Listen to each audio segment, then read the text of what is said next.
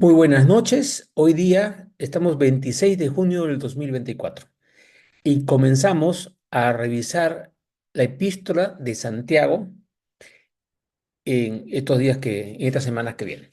Comenzamos hoy día con la epístola de Santiago, capítulo 1. Y comienza así. Santiago, siervo de Dios y del Señor Jesucristo, a las 12 tribus que están en la dispersión. Salud. Como está mencionado en la Biblia, este Santiago es el que está mencionado en Hechos de los Apóstoles, que era el líder de la iglesia en ese momento, que estaba por encima de todos y era el que tomaba las decisiones finales, ¿no? Entonces, Santiago se dirige ahora ¿a quién? A las 12 tribus que están en la dispersión. Recordemos que el cristianismo, en realidad, como nombre es posterior. Cristo, Jesús, vino a los judíos como judío para cumplir la ley y ser el Mesías de la nación judía. Para eso vino. Y extender el reino de Dios ya no solamente a los judíos, sino a todo aquel que en él crea. ¿No es cierto? O sea, el nuevo Israel, el gran Israel que incluye a los judíos. Pero ahora vamos a cambiar la palabra. No es judíos, es Israel, que son las 12 tribus completas. O sea, todo lo que está diseñado. A veces nosotros también vemos a ciertas personas como, bueno, estos son los elegidos de Dios, pero Dios quiere a todo el pueblo completo, a todos los que van a creer en Él, a todos los que han sido escogidos desde antes de la fundación del mundo, ¿no? Por eso, Israel, en la época después de que se construyó el templo por el rey Salomón, se separó en dos partes, la parte del norte que se siguió llamando Israel y la parte del sur que se llamó el pueblo judío, ¿no? Eh, y la parte del norte fue tomada y conquistada por Asiria, fue dispersada, y luego la parte del sur, Judea y Benjamín, fue tomado luego por el rey de Babilonia y fueron llevados fuera, ¿no? Se llevaron a las 12 tribus. Entonces, pero ahí declara Santiago, siervo de Dios y del Señor Jesucristo. O sea, porque estoy rendido al plan de Dios completo, a nuestro Padre Celestial y a Jesús que vino mandado por Cristo, por Padre, como hijo suyo para cumplir su misión de Mesías y ser el Cordero que quita los pecados del mundo. Ok, primera declaración. Hermanos míos, y nuevamente esa declaración, mi familia, tened por sumo gozo cuando os halléis en diversas pruebas. No dice alegraos, sed optimistas. No, dice tened por sumo gozo cuando os halléis en diversas pruebas, sabiendo que la prueba de vuestra fe produce paciencia. Entonces, cuando realmente creemos en Dios y sabemos que somos su familia, sabemos que somos el plan de Él, la nueva Jerusalén, el nuevo Israel y que estamos con Él y Él tiene un plan perfecto para nosotros, entonces, al esperar en Él y confiar en Él, produce en nosotros paciencia. Y paciencia es un regalo gigantesco. El no estar apurado, el no estar ansioso, el no estar queriendo que las cosas sucedan ya, que son las que nos enferman, dicho sea de paso, física y emocional y espiritualmente. Entonces, ¿qué cosa es el secreto? Tened por sumo gozo cuando os halléis en diversas pruebas, sabiendo que la prueba de vuestra fe produce paciencia. Entonces, lo que está diciendo es que nuestros mente, nuestros pensamientos tienen que estar enfocados hacia el fruto que se va a producir. Una palabra dice, el pueblo sin visión perece. Cuando tenemos una visión, una meta, y ahí ponemos los ojos, entonces tenemos fuerza para hacer lo que Dios quiere para nosotros. Y el ejemplo está en Hebreos 12:2, cuando dice que Jesús, por el gozo puesto delante de él, sufrió la cruz y menospreció el oprobio. Por el gozo puesto delante de él. Jesús no sufrió por sencillamente por cualquier cosa. Sabía que era la salvación para nosotros. O sea, que era el gozo enorme de saber que nosotros entramos con él al reino de los cielos, que íbamos su familia, el cuerpo de Cristo, su esposa para la iglesia, ¿no? Por el gozo puesto delante de él, sufrió la cruz y menospreció el oprobio. Acá está. Al menospreciarlo es porque sabemos lo que viene. Entonces estaba con gozo, a pesar del dolor, con gozo por lo que iba a venir. Y nosotros también tenemos que tener ese gozo, sabiendo que las cosas que nos pasan cuando nos apoyamos en el Señor, cuando nos apoyamos en la fe, en su palabra, va a producir frutos, entre ellos paciencia. Y mira lo que dice ahora el 4: mas tenga la paciencia su obra completa, para que seáis perfectos y cabales sin que os falte cosa alguna. Entonces, nuevamente, si estamos con la visión, con los ojos puestos en el plan de Dios, en el futuro que Dios tiene para nosotros, en el presente que estamos viviendo como hijos de Dios, como reinos, como reyes y sacerdotes ya declarados acá en la tierra, entonces podemos tener esa visión celestial que permite que podamos tener gozo, paz, paciencia y podemos seguir creciendo en Él, ¿no? Sin que nos falte cosa alguna. Mira qué interesante es, mientras más estamos gozando de lo que tenemos cada día. ¿Y cómo gozamos? ¿Cómo sabemos que estamos gozando? Cuando estamos agradecidos, cuando estamos disfrutando lo que Dios tiene para nosotros el día de hoy. Yo sé que no es fácil lo que estoy diciendo, pero es la cosa es, Señor, no, estás pasando por una prueba. Hay una prueba. Es difícil, Señor, pero yo sé que tú estás conmigo. Yo sé que hay un objetivo precioso para mí. Yo sé que tú me estás cuidando y estoy bajo tu nube, estoy bajo tu sombra, estoy bajo tu fuego, estoy rodeado de tus ángeles. Yo sé. Entonces me gozo de quién soy por la gracia de Dios, no por mis méritos, ¿no? Y eso va a producir paciencia. El gozo que tengamos en cada día. Ok, ahí acaba ese tema y ahora pasa a un tema más. Y si alguno de vosotros tiene falta de sabiduría, aquí por favor levanten la mano todos los que tienen falta de sabiduría, eso estamos todos, pídala a Dios. No dice quédense tranquilos. Hay áreas en que no tenemos sabiduría. ¿Y qué nos está diciendo? Padre, necesito sabiduría en mi relación con mi hija, necesito sabiduría en mi trabajo, necesito sabiduría para cuidarme a mí, sabiduría en qué como, en lo que sea necesario, en cómo predico, en cómo te amo, cómo te sigo. Pida a Dios, el cual da a todos abundantemente y sin reproche y le será dada. Pero primero tenemos que reconocer que tenemos una falta. Cada vez que reconocemos esa falta, uno, ¿reconocerla para qué? ¿Para echarnos la culpa? No, es reconocerla para pedir sabiduría, para producir el cambio. ¿Sí? Y le será dada. Esa es una promesa gigantesca. Es un regalo que Dios quiere, pero tenemos que cumplir esa dinámica, ¿no? Y ahora dice, pero pida con fe. ¿Qué significa con fe? Apoyado en las promesas de la palabra de Dios. Fe no es lo que yo pienso que quiero, no, que es lo que Dios ha prometido y en eso me apoyo. Por eso pida con fe, apoyado en la palabra de Dios. No dudando nada, no dudando de qué, de lo que yo quiero, no, no dudando de las promesas que Dios me ha dado. Porque el que duda, el que no le cree a Dios, es semejante a la onda del mar, que es arrastrada por el viento y echada de una parte a otra. ¿No? La onda se mueve por lado y no es nada fijo.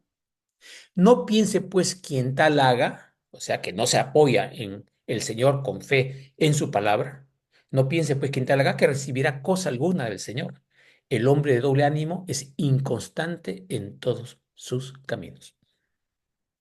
Jesús dijo, yo soy la roca. Separados de mí, nada podéis hacer. ¿Ok? ¿Más claro? Ok. Otro tema. 9.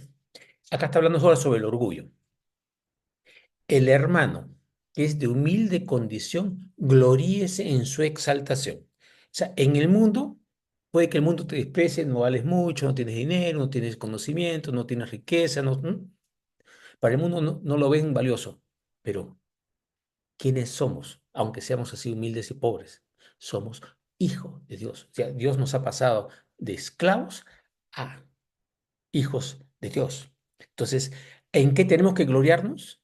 ¿En nuestras obras? No. ¿En qué cosas hacemos? No. Nos gloriamos en que Dios nos ha llamado a su familia. Gloríese en su exaltación. Pero el que es rico en su humillación. ¿A qué se está refiriendo hoy? Vamos a leer el pasaje y luego vamos a explicarlo. El que es rico en su humillación, porque él, el rico, pasará como la flor de la hierba. Porque cuando sale el sol con calor abrasador, la hierba se seca, su flor se cae y perece su hermosa apariencia. así también se marchitará el rico en todas sus empresas. ¿A qué se refiere como humillación? Es cuando en el mundo nos alaban por riqueza, por conocimiento, por posición, y muchas veces nos envidian por esa situación, si es que somos ricos, ¿no es cierto? ¿Qué es humillación? La humillación es reconocer que nada de eso vale. O sea, y que lo único que vale es Dios, su palabra y Cristo que vino a morir por nosotros. Entonces, Jesús dijo, aprended de mí que soy manso y humilde de corazón. Él, como hijo de Dios, venido acá como primogénito, ¿no? De la creación, viene y ¿qué hace? No hace nada ni dice nada que su padre no le dice que haga o diga. Entonces, ¿a qué se refiere humillación? No es golpearse, no es arrastrarse, sino es reconocer que toda esta riqueza del mundo no es nada, no es nada comparado con el Señor. Porque todo lo que podemos juntar aquí, si no está cimentado en Dios, en su amor, en su palabra, cuando lleguemos al reino celestial, no nos va a valer nada. Primero, la entrada al reino celestial es por la gracia, haber recibido a Cristo como Salvador, y la recompensa es, y ahora vamos a ver más lo de las obras, que vamos a comentarlo en otros versículos que vienen ahorita. Vamos a hablar de eso después. Ok, ahora, pasamos a otro tema. Bienaventurado el varón, la mujer obviamente, que soporta la tentación, porque cuando haya resistido la prueba, recibirá la corona de vida que Dios ha prometido a los que le aman.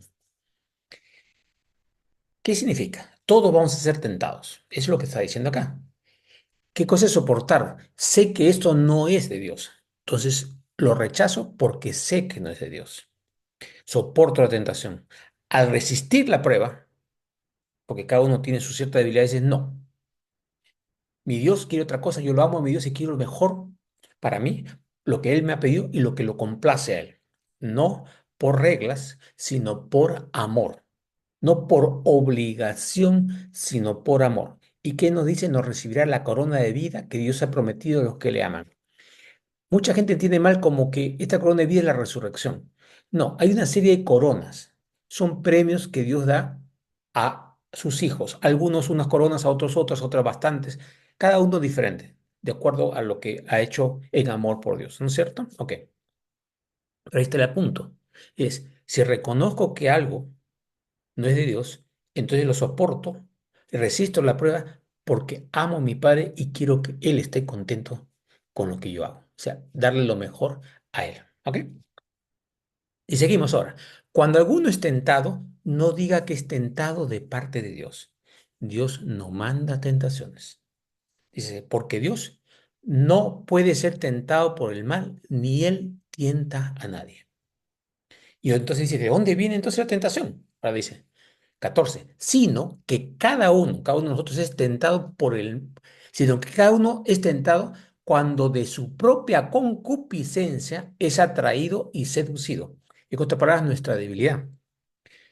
Hablemos de algo simple. Por ejemplo, hay gente que se siente muy atraído por el café, otros se sienten atraídos por el dulce, otros por la carne, otros por el limón, otros por el azúcar, otros por el ají, lo que sea, que te jala fuertemente. Entonces tú tienes que decir, bueno, esto en exceso, ¿qué cosa me produce? Me produce mal. Entonces yo, por amor al templo de Dios, porque mi Padre me lo da, lo cuido como templo de Dios que es. Y por lo tanto, no tomo en exceso de alcohol, no tomo en exceso de nada, lo disfruto, porque Dios me ha dado ese deseo y esa naturaleza. Entonces lo disfruto eso, pero en moderación, en equilibrio. Ujú. Ok, estoy hablando de comidas. Y también cada uno tiene tentaciones o necesidades diferentes, entonces tienes que manejarlas en equilibrio de acuerdo al Señor. Esto es, digamos, el promedio, ¿no? Pero algunos tenemos tentaciones mucho más fuertes, de algún área que no vamos a conversar ahorita en voz alta, pero esas tentaciones, ¿qué hacen? Nos hacen caer si es que no resistimos. Pero nuevamente, cuando queremos resistir para cumplir una ley, estamos en problemas. Cuando alguien ama a una persona, está enamorado, hace cosas para que esa persona se sienta contenta, se sienta feliz. Nosotros tenemos que hacer las cosas porque a nuestro Padre le gusta, a Jesús le gusta el Espíritu Santo y queremos ser, por tener esa relación especial con Él, queremos hacer las cosas que le agradan, no por obligación, por amor. Cuando es por amor, las cosas son muchísimo más fáciles, ¿no? Tengo una de mis hijas con hambre y tengo comida. Yo también tengo hambre. Que ellas coman primero me es fácil, no me es un sacrificio dejar de comer. ¿Por qué? Porque las amo y me gusta ver cómo están ellas. Así es más fácil cuando lo hacemos por amor, no por obligación, nuevamente. Entonces, este punto es, tenemos que resistir apoyados en nuestra fe, en la confianza y el amor que Dios nos da y nuestra relación con Él para poder sentir ese amor y poder ser libre de esa concupiscencia. Ahora dice, cada uno es tentado cuando de su propia concupiscencia es atraído y seducido, o sea, nuestras debilidades. Entonces, esa concupiscencia, esa debilidad, esa tendencia, después que ha concebido, o sea, que cae en el error, da luz el pecado, o sea, sale el error. Pecado, en la mayor parte de las traducciones, el original significa fallar el blanco, dar con la flecha en el sitio inadecuado, no en el blanco que nos va a dar la recompensa adecuada, el gozo que necesitamos. Y el pecado siendo consumado da a luz la muerte. Ok. Cuando ya viene el deseo y lo queremos hacer, ya está el pecado. Cuando lo hacemos, el pecado está consumado. Tú dices, uy, pero todavía no lo he hecho. Jesús dijo, cuando ves a una mujer y la deseas, ya has pecado en tu corazón, por si acaso. Jesús lo dijo, así que esto confirma, sencillamente reafirma lo que Jesús ya dijo. Pero que dice que da a luz la muerte, da a luz la muerte. ¿Quiere decir que con un solo pecado ya estamos muertos? No, lo que pasa es que nosotros hemos nacido de nuevo, estábamos muertos en pecado y en Jesús hemos nacido de nuevo. Da a luz la muerte significa que nos enfocamos en ese viejo hombre pecador, esa vieja mujer pecadora. Entonces, enfocamos, damos luz a esa zona. Y al darle luz a la muerte, no enfocamos la nueva vida, el nuevo cuerpo, el nuevo nacimiento que tenemos en nosotros. Entonces, a donde estemos alumbrando es donde vamos a recibir las bendiciones o las no bendiciones, de acuerdo a dónde estamos mirando, a dónde estamos poniendo la luz. Acordémonos, el poder está cuando en amor a Dios, en amor a nuestro Padre, en esa relación, es que dejamos de hacer esas cosas por amor a Él, no por obligación, no por obligación. Amados míos, versículo 16, no erréis.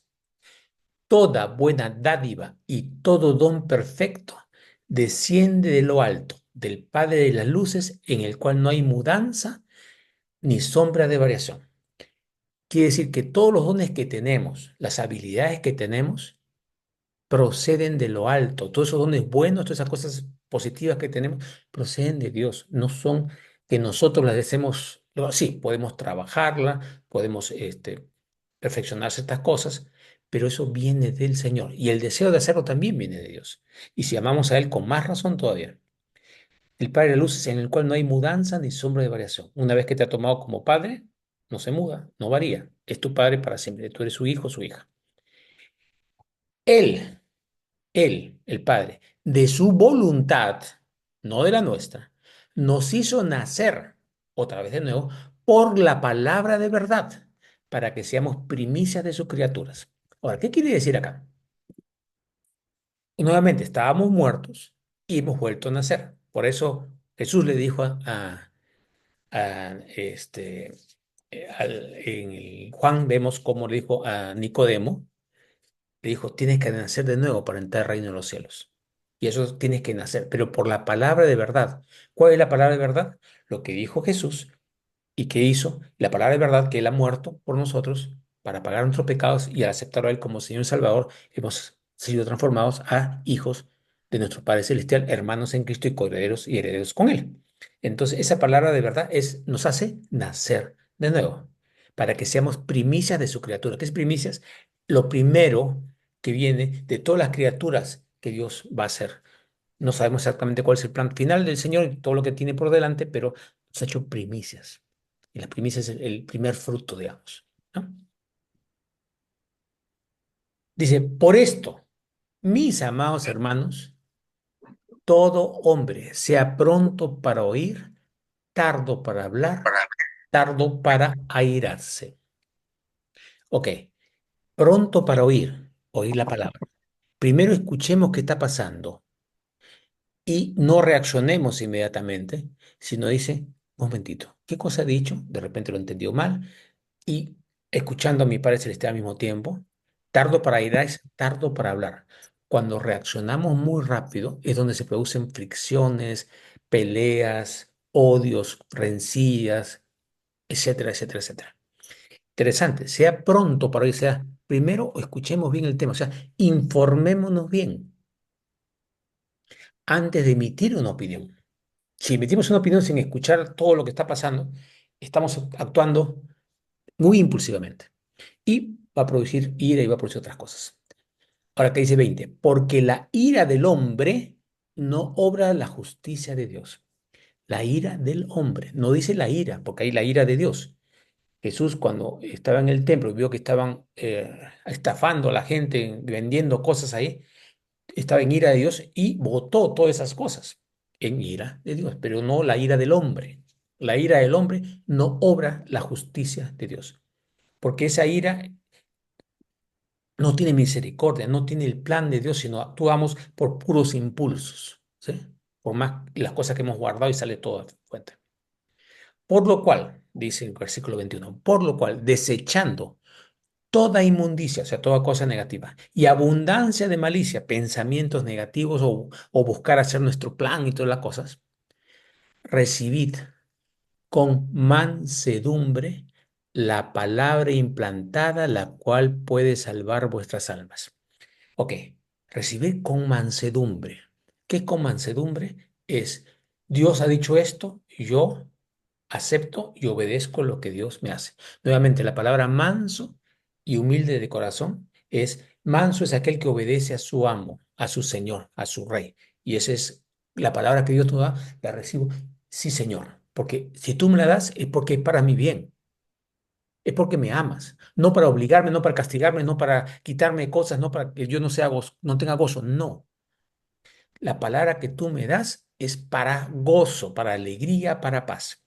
Por lo tanto, la acepto en mansedumbre para obedecerla. La recibo para obedecerla.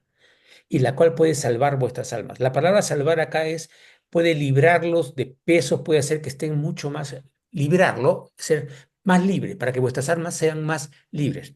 Jesús dijo que nos venía a traer libertad, ¿no? Que en el espíritu podíamos ser libres. Así que esa es la que estaba buscando el Señor. 22. Pero sed hacedores de la palabra y no tan solamente oidores, engañándoos a vosotros mismos. Para poder obedecer tenemos la actitud, tenemos que tener esa actitud de mansedumbre y de humildad. Humildad de que reconozco que Dios sabe y mansedumbre porque lo he aceptado como mi Señor y Dios y lo obedezco. Por eso dice, no solamente estemos escuchando, sino estamos escuchando para obedecer. ¿Qué dice? Sean dispuestos a escuchar, tardos para hablar, tardos para airarse, ¿no? Por ejemplo, entonces, ¿cómo enfrento las cosas? ¿Cómo puedo hablar con alguien con esa actitud de amor y misericordia, ¿no? Porque si no lo hacemos ahí, estamos engañándonos a nosotros mismos. Porque podemos hablar de Dios, podemos hacer maravillas, pero si no estamos haciendo la palabra, si nosotros estamos escuchando, entonces nos estamos engañando. Y no podemos obtener esos frutos y esos regalos y el fruto del Espíritu que Dios nos quiere dar en cada día. Y eso es importante. 23. Porque si alguno es oidor de la palabra, pero no hacedor de ella, este es el hombre que considera en un espejo su rostro natural, porque él se considera a sí mismo y se va y luego olvida cómo era. Mas el que mira atentamente en la perfecta ley, la de la libertad, y persevera en ella, no siendo oidor olvidadizo, sino hacedor de la obra, este será bienaventurado en lo que hace. Ok, ¿qué quiere decir acá? El ejemplo del espejo, por si acaso, el espejo en esa época no era un espejo de vidrio que se veía clarísimo, el espejo se veía borroso, ¿ya? Ayudaba un poco a ver, pero era borroso, era un bronce bruñido, un metal bruñido, pero no había claridad en el espejo, por si acaso. Entonces, primero, Es semejante al hombre que considera un espejo su rostro natural. En primer lugar, no ves claramente. Cuando no estás haciendo la palabra, la oyes, pero no la haces, ya está borroso. Es como ver tu cara borrosa. Y lo ves y dices, ah, sí, es de esta forma, de esta otra forma. ¿Qué pasa? Y te olvidas lo que realmente eres. Y estás viendo esto borroso para engañarte. No sé si me estoy dejando entender. Nuevamente, entonces, es no dejarse engañar por el mundo y por las otras cosas. ¿Qué dice la palabra? Tal cosa. Entonces, si Dios dice esto y yo le pongo un poco de, ¿cómo se llama?, de cosas para esconderlo, para no hacer todo, es como una imagen borrosa. No es la claridad de la palabra de lo que Dios nos quiere decir. Entonces, ¿y qué pasa? Pierdes. Pero dice, mas el que mira atentamente, mira, ya no por espejo borroso, sino el que mira atentamente, o sea, estás viéndote a ti como realmente Dios te está mostrando que eres y te habla por medio de su palabra. Mas el que mira atentamente en la perfecta ley, la de la libertad, porque Cristo vino a hacernos libres. Estar muertos en pecado, esclavos del pecado, nos hizo libres. Entonces la ley de la libertad y persevera en ella. ¿Qué libertad es esta? La libertad de actuar en el amor y en el espíritu. Si realmente estamos llenos de ese amor del Señor y queremos hacer su voluntad, y estamos buscando solamente hacer su voluntad, no estamos sujetos a ninguna regla, porque la ley ya te da a un actuar en amor que es superior a las reglas. Las reglas son para los pecadores. Eso es lo que explica Pablo en Romanos y otras partes, y también aquí. Ok, no siendo oidor olvidadizo, o sea, persevera en la ley del amor y la libertad de Cristo, no habiendo escuchado y luego hacer otra cosa, sino haciendo la obra. Este será bienaventurado en lo que hace, o sea, va a venir bendiciones. Entonces, aquí, ok, vamos a aclarar unas cuantas cositas. Vamos a poner esto en la ley. Por decirte, ponen, esta zona es que se puede ir a 60 kilómetros por hora y no más. Y te ponen una cámara que si pasa 60 te cobran una multa. Ok. ¿Por qué tienen que poner esa ley? Suponte que la han puesto bien correcto. ¿Por qué 60 nomás por hora? Porque ese camino ahí es peligroso si se va más rápido y pueden haber más accidentes, más choques, atropellar gente, salirse, etcétera. Entonces ponen una regla para que la gente haga las cosas mejor.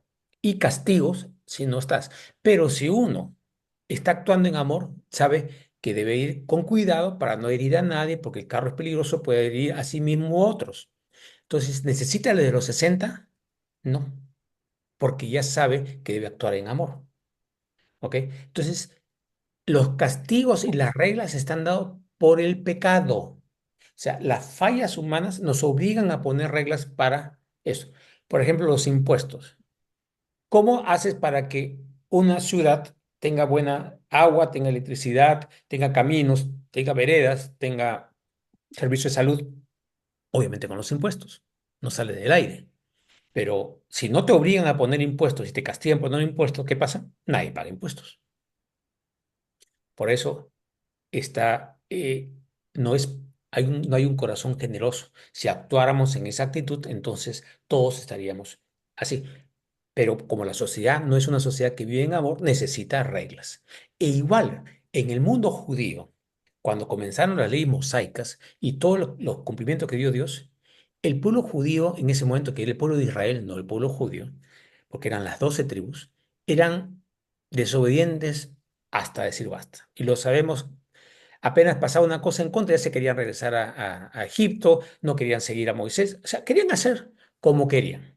Las reglas fueron para ayudarlos a cuadrarse. Por eso Pablo explica también en otro momento que la ley lo ayudó a entender el pecado, entender el error.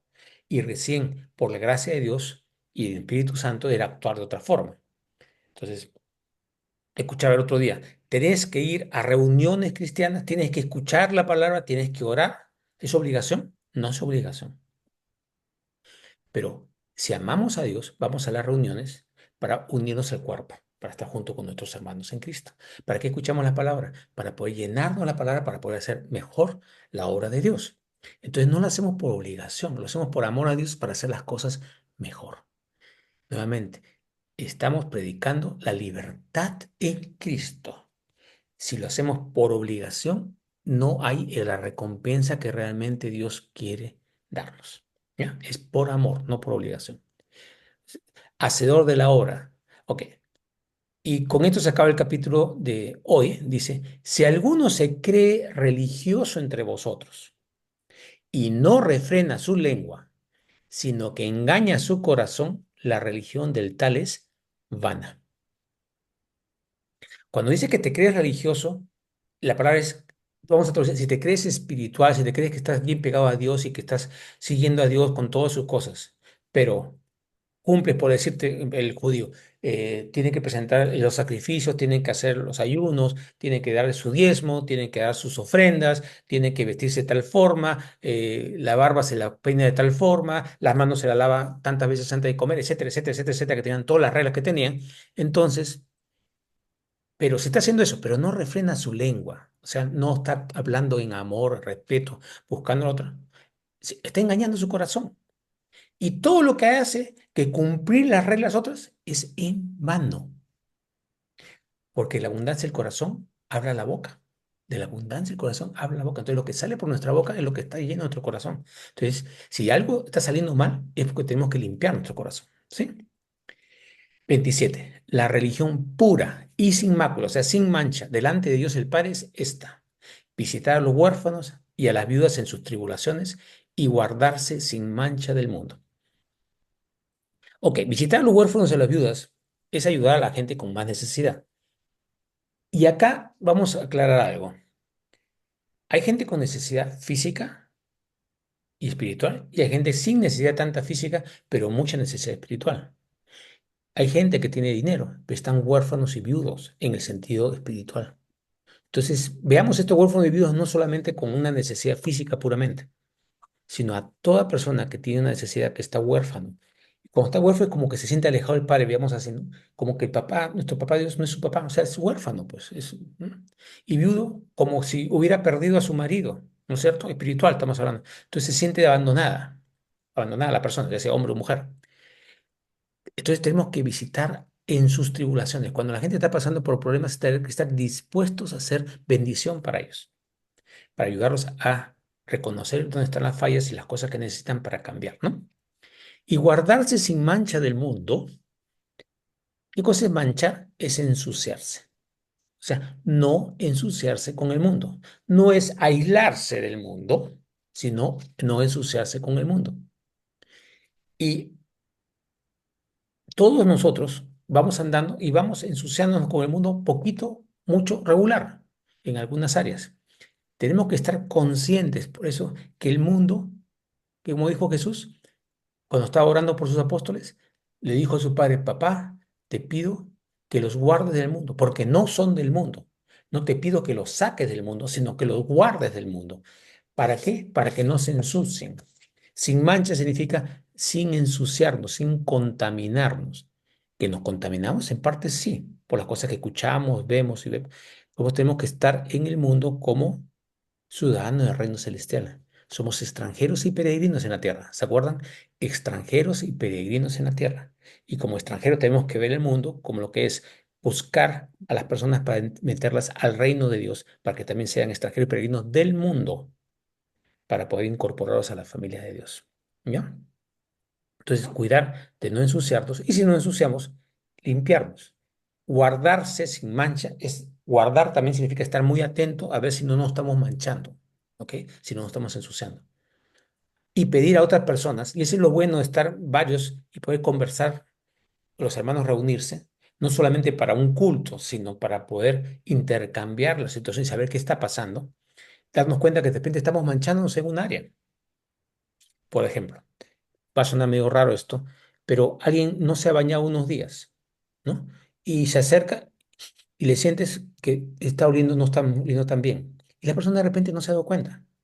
Entonces, igual, nosotros y cada uno de nosotros podemos no darnos cuenta de que estamos sucios en un área. Y necesitamos otro hermano o hermana que nos ayudan a darnos cuenta que algo no está oliendo bien, ¿ya? En nuestra vida espiritual. ¿Para qué? Para poder lavarnos y guardarnos sin mancha del mundo. ¿Sí? Ok. Que Dios los bendiga. Nos vemos la próxima semana con el siguiente capítulo de la Epístola de Santiago. Dios los bendiga a todos.